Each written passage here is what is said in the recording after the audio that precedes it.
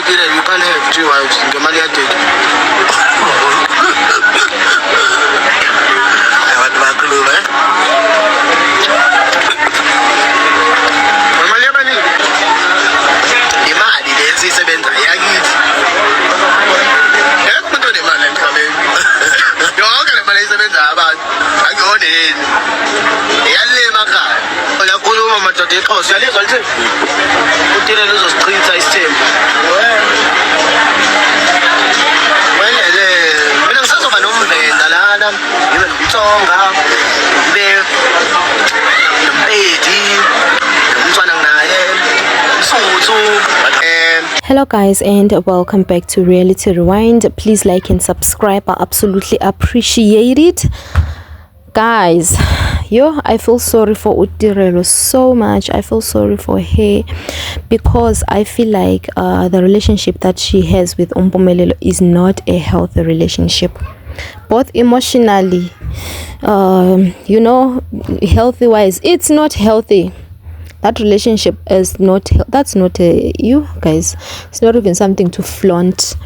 I think it's hard to have a public relationship because guys, Mpumelelo is saying that yena usezoba lo mvenda, abe lo mtsonga, abe lo msuthu, like he just wants all those ladies, and when he was doing this live, he also did say that apparently azange athole i-STI from uQueen Loli, but ukugula uye wagula kodwa akaguliswanga nguQueen Loli. Uthe ukhona ugeli owamthelela leyo mpahla leyo, but it's not uQueen Loli. Ukugula khona awugulile, but it's not uQueen Loli, guys.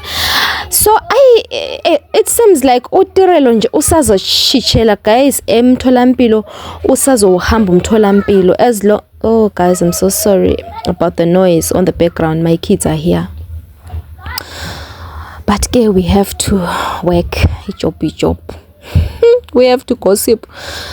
Guys, Utirelo usazoshitsha umtholampilo, nkosi yami, angazi kuphiwa ni drop, angazi kuphiwa, but usazowathola lonto as long as she continues to be with Mpumelelo.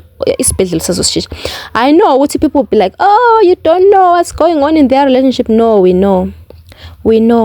Of course we don't know much, but we know Mpumelelo uyasho na ukuthi ugulile yena, uthi bake bamthelela isifo STI, uthi bake bamthelela STI, why emtholampilo. So Utirelo uzayikhutha njani guys? For all we know, maybe labantu laba bahlezi bechitshela nje esibhedlela guys, befuna usizo.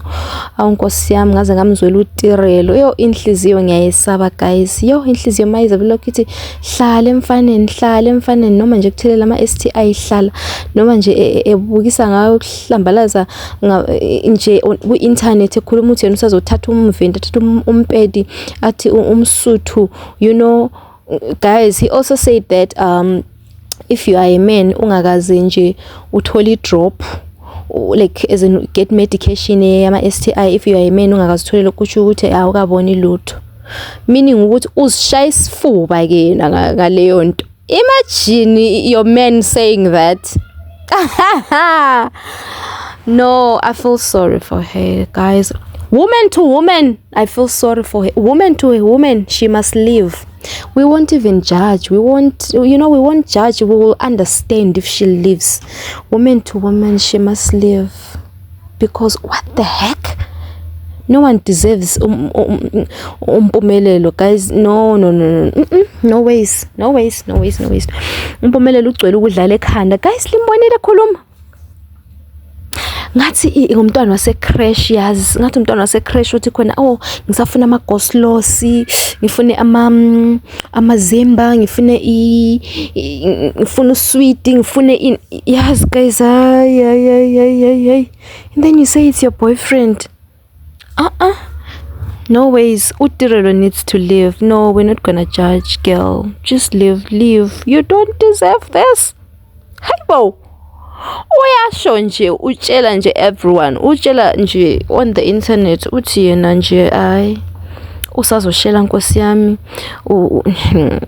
hayi futhi hayi ngeke. Anyways, please do let me know what you think on the comment section, guys. I'll see you on my next one. Bye.